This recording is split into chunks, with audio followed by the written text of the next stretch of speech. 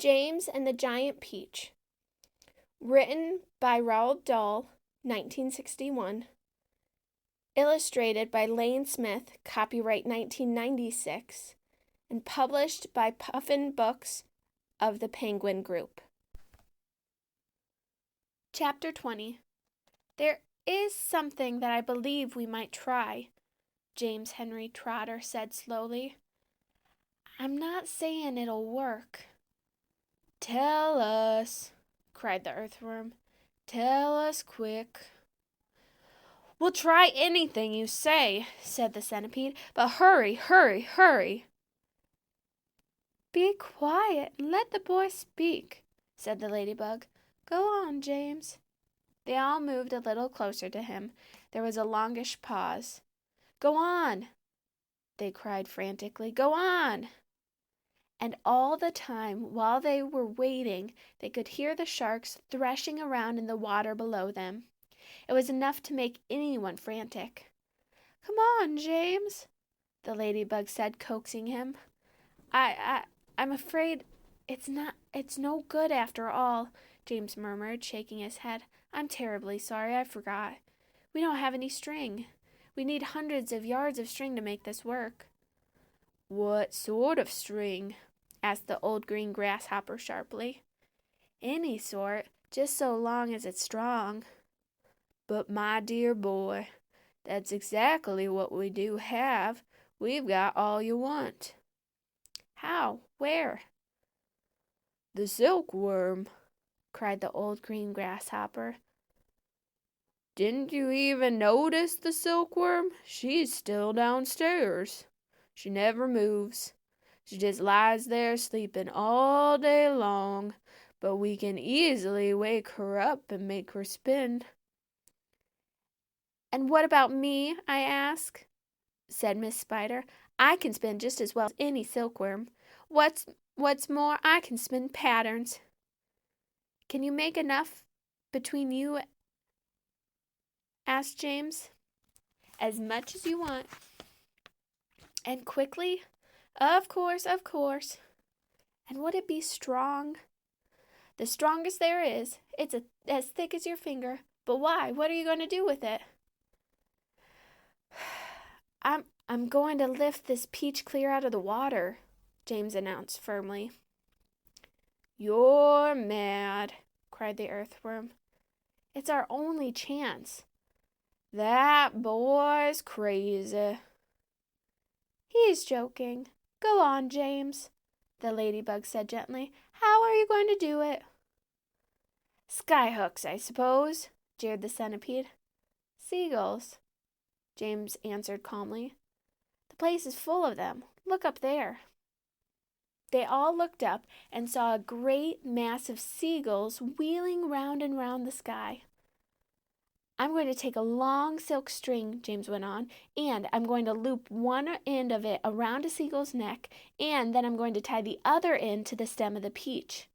He pointed to the peach's stem, which was standing up like a short, thick mast in the middle of the deck.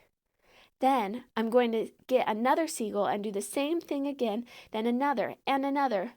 Ridiculous, they shouted. Absurd. Poppycock. Boulderdash. Madness. And the old green grasshopper said, How can a few seagulls lift an enormous thing like this up into the air, and all of us as well? Take hundreds, thousands. There is no shortage of seagulls, James answered. Look for yourself. We'll probably need 400, 500, 600, maybe even 1,000, I don't know. I shall simply go on hooking them up to the stem until we have enough to lift us. They'll be bound to lift us in the end. It's like balloons.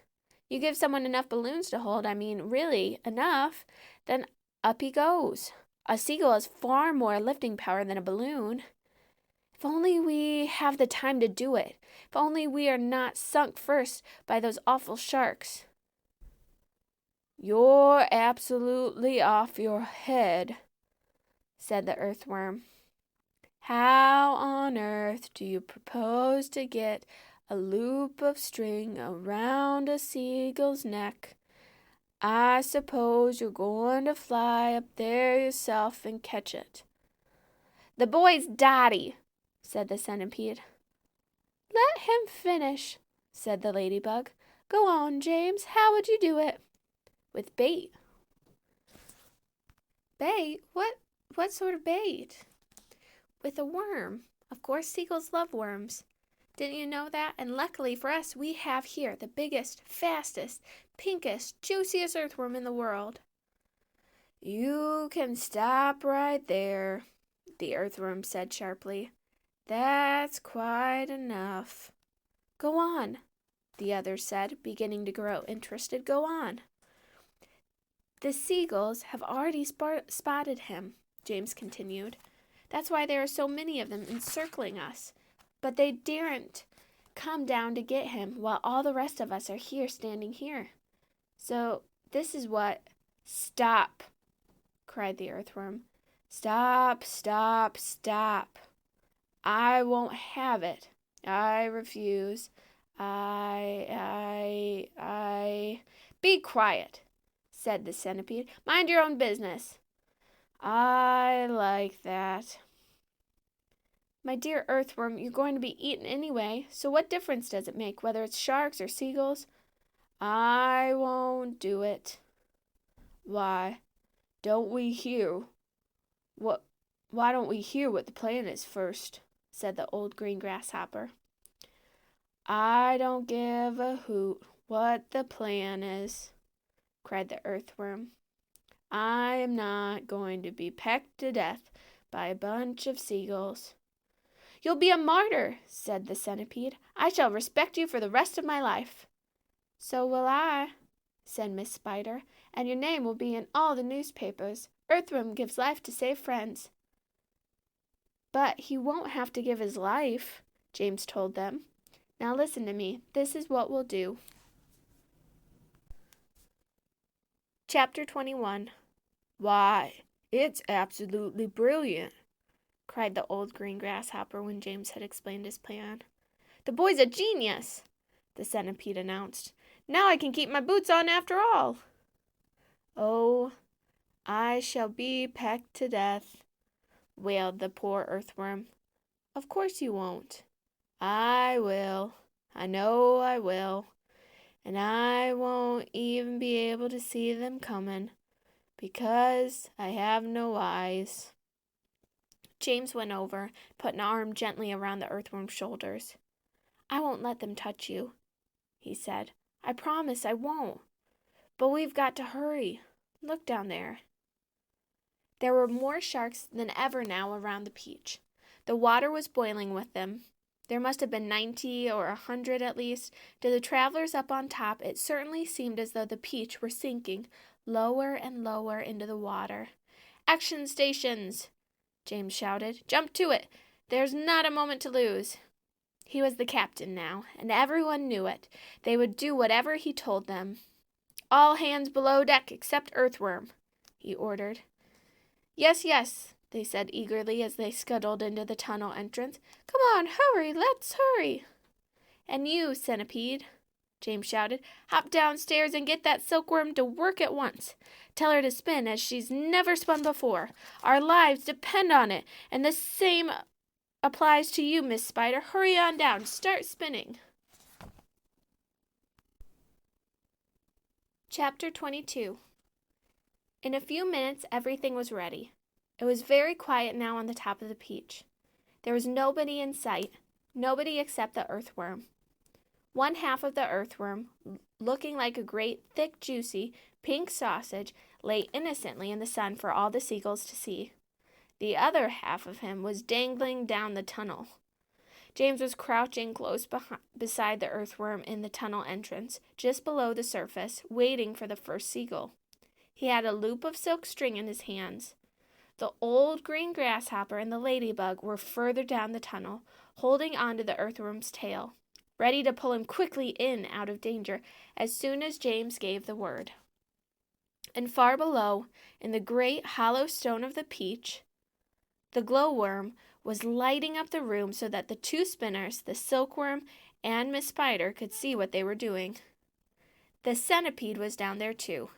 exhorting them both frantically to greater efforts, and every now and again James could hear his voice coming up faintly from the depths, shouting, "Spin, silkworm, spin, you great fat lazy brute, faster, faster, or we'll show you to the sharks." "Here comes the first seagull," whispered James. "Keep still now, Earthworm, keep still. The rest of you get ready to pull."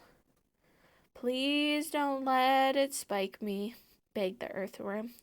I won't. Shh."